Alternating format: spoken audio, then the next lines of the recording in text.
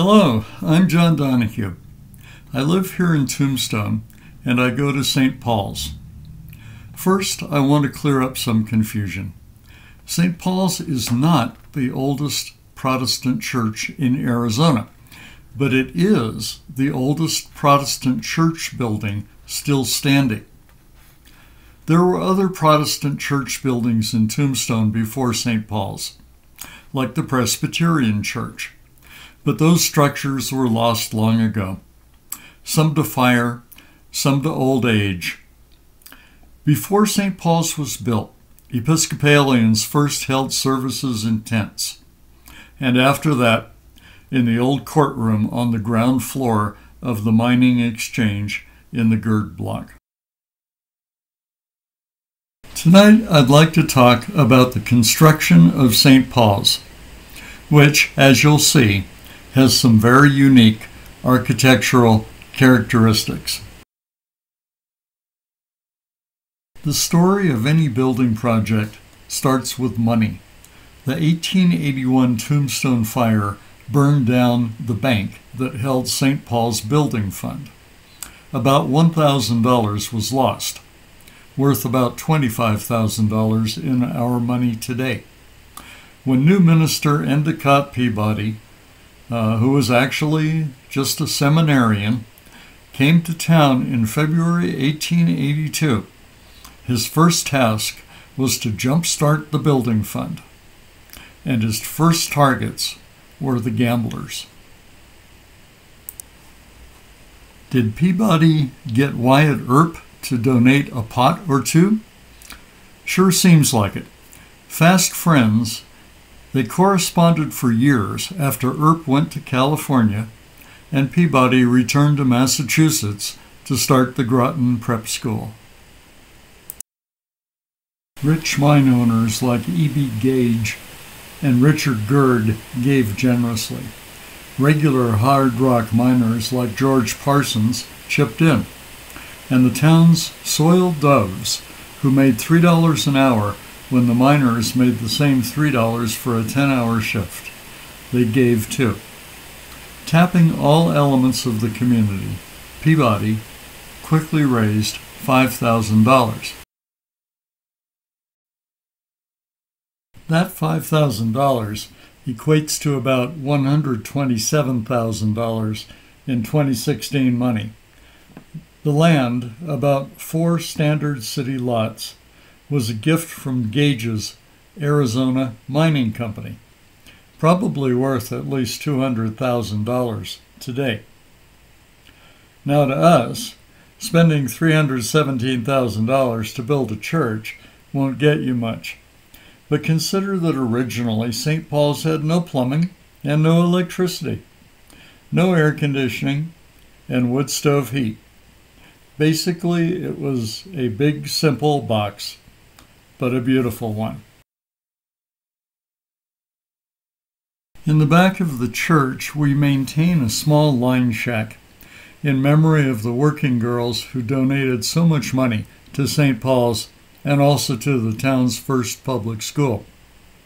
It's Augustine's crib, and she shows up twice in our history. Arrested after a street fight with another lady, and then, many years later, surviving a bout with pneumonia. St. Paul's, like more than 1,800 other churches across America, is based on a design found in Richard Upjohn's 1852 Rural Architecture Plan Book, sort of a paint-by-numbers for builders. Upjohn promoted the Gothic Revival style with the extreme arches that made the tall medieval cathedrals possible. And here's something special. St. Paul's is the only Gothic Revival church to be made of adobe. A church can be thought of as the physical residence of God on earth, the temporal residence of paradise, of the New Jerusalem. Colored light streaming in through large glass windows is symbolic of the grace of God admitted into the structure. and some say that the numerous towers and pinnacles evoke similar structures that appeared in the visions of St. John. But, like Bob Vint, a noted Tucson architect who specializes in restoring old buildings, I see a ship, maybe a Venetian galley with a minister as captain on the raised apse afterdeck, exhorting the parishioners in the nave to redouble their efforts every Sunday. When Peabody had his $5,000, construction started in April 1882. St. Paul's has a proper foundation, solid stone walls that extend 3 feet below grade and about 1 foot above. Large stones are locked in place with cement, and the walls rest on thick concrete footers. As St. Augustine said, "Do you plan a tower that will pierce the clouds? Begin by descending. Lay first a strong foundation." This picture shows the bell tower bricks at their juncture with the stone foundation. The bricks actually are decorative, not structural. They cover the tower's adobe blocks. The church walls above grade are adobe. Adobe blocks, roughly 16 inches by 16 inches by 4 inches. But no two are exactly the same. Each mud and straw adobe was baked in the sun. They were made from many slightly different wood forms, which is why there is an inch of mud mortar in between the adobes to make it easier to keep the walls straight and level as they were going up. These days, adobe repairs still use old-style mud mortar. It shrinks and expands at the same rate as the adobe blocks. Modern cement mortars damage the adobe structure. Adobe left unsealed quickly deteriorates. At St. Paul's, the adobe blocks were originally coated and protected with lime plaster. Today, we use an exterior-grade gypsum plaster, also known as plaster of Paris. The first bell tower, which was added soon after the church opened, was unfortunately destroyed by a lightning strike. The second bell tower is still with us. Adobe block, very well reinforced with interior wood bracing. The 450-pound bronze bell has a musical note of D. It came from the Manili Bell Company in Troy, New York. It was donated in 1887 in memory of the children lost in the 1886 diphtheria epidemic. When you visit St. Paul's, ask to ring it. That second bell tower is very safe. The bell won't fall down on you. The front doors have been replaced 6 times over the last 135 years. Originally, they were dark red painted pine, like the doors on the old firehouse. Today, they are heavy 2¼ inch beautiful weatherproof mahogany with new Gothic Revival door jambs. Like the doors, the roof was replaced over the years. The first roof was cedar shingle, and today it is strong metal, fireproof and weatherproof against both rain and microbursts. This is a photo of the church as first built, before the bell tower was added, and even before the adobe walls were plastered. The roof is strengthened by massive pine trusses from the Chiricahua sawmills. This triangulated cross bracing is unique. It is a very strong structural geometry. But then the workers who built the church had extensive experience on safely shoring up their mines. This is interesting. Tombstone's Mary Ella Cowan remembers that her grandfather, William Knott, brought church timbers to St. Paul's from his Turkey Creek homestead, high in the Chiricahuas. Pine roof planks laid in a diagonal pattern helped St. Paul's ride out the huge 7.6 1887 earthquake. This diagonal pattern is also unique. As with the trusses, triangulation adds strength and safety. And we have an old prayer book with an inscription that our Jacob Shearer brought in roofing lumber by ox cart from the Ross sawmill out in the Chiricahuas. A plaque at the gravesite says that a teamster found Johnny Ringo's body up Turkey Creek near the sawmills. I wonder if that fellow was hauling timber for St. Paul's. It was a long trip, now and then dodging hostile Apaches. Timbers were brought to Tombstone by wagon, by ox cart, and by sledge. Earthquake. St. Paul's rode through the May 3rd, 1887 Sonoran quake without damage. The wood roof trusses are attached to the adobe blocks with long steel pins. The steep Gothic Revival style roof pitch adds vertical downforce on the walls, reducing their tendency to bow outwards. Combined with the triangulated cross bracing and diagonal planking, these design features got St. Paul's through the big 1887 quake.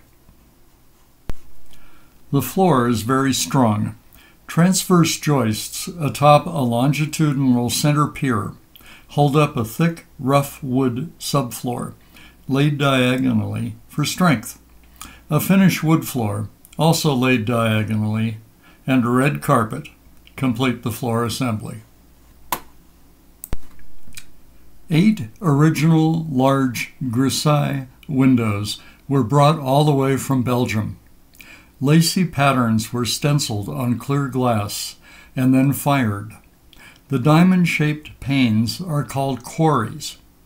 All windows were restored in 2009 at a cost of $8,700 per window. More per window than the original cost of the church, as long as we don't talk about inflation. And, Tombstone being Tombstone, there are 2 bullet holes in our windows. How about that? Bullet holes. Ghosts. Every old building in Tombstone has its share of spirits, and St. Paul's is no exception. Besides our Holy Ghost, there most certainly are others, according to the numerous ghost-hunting visitors with their high-tech detectors. Me? Hey, all I know, if you leave a bottle of Old Overholt near the back of the church, it may not be there in the morning. The hanging lamps are just beautiful. They came around Cape Horn on a clipper ship during the California Gold Rush of 1849. They originally burned oil and then gas. You can still see the pipes at the top of the church. The heavy black walnut pews are original, though the cushions are newer, replacing uncomfortable old horsehair ones. In 1882, the pews were brought in from San Francisco by rail and then by ox cart. The organ and piano are both circa 1890s. The piano is still used every Sunday, and our piano tuner says it will last for many more years without a major rebuild. The altar rail was donated by Mrs. E.B. Gage, who kidnapped her mine-owning husband's poker game winnings. Reverend Peabody just rolled with it, saying, "The Lord's pot must be kept boiling, even if it's the devil's kindling wood." The altar is new this year and very special. It was made and donated by our Steve Lavorne from wood he cut in the Chiricahuas, and then waited for a year for it to dry. The wood lost more than 100 pounds while drying out. Steve used traditional methods to build this new altar, same as back when in 1882. The natural cupping on his wood planks alternates to result in a flat surface that stays the same over time. Work on St. Paul's began in April 1882. The church was built very rapidly, particularly by today's standards. It took less than 3 months to complete. Why so fast? Remember, Tombstone was a boomtown then, with lots of skilled miners pouring in, looking for work, used to working hard and working fast. Lots of men with serious adobe experience after building Sheffield Hall. Reverend Peabody preached the first sermon on June 18, 1882, before he left to return to Massachusetts. St. Paul's was consecrated by Bishop Dunlop in February 1883. You can see original church documents like this 1883 sentence of consecration at Bert de Vere's Rose Tree Museum here in Tombstone. St. Paul's held about 150 people back then, before fire regulations. Peabody built his congregation with unorthodox methods. He particularly wanted to reach out to the young miners like George Parsons. So he helped start the town's first baseball team, the Tombstone Tigers. And you couldn't play for the team unless you went to church. Back then, people were mad for baseball in these mining towns. With St. Paul's completed, a homesick young seminarian Peabody left Tombstone, took the train back east to his family and to his cousin Fanny, who was soon to be his wife. Back home in Massachusetts, Endicott Peabody founded the Groton School in 1884. His most prominent pupil, Franklin D. Roosevelt. And he also helped with the wedding of Franklin Roosevelt and Eleanor Roosevelt. Peabody returned to Tombstone just once, back to St. Paul's in 1941.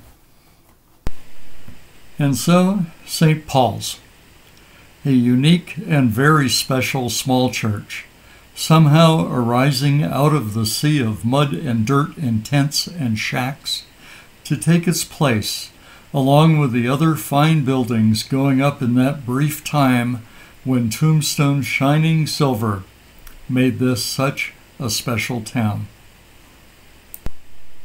This is St. Paul's 135th anniversary, and we would like to invite you to celebrate it with us during Eldorado.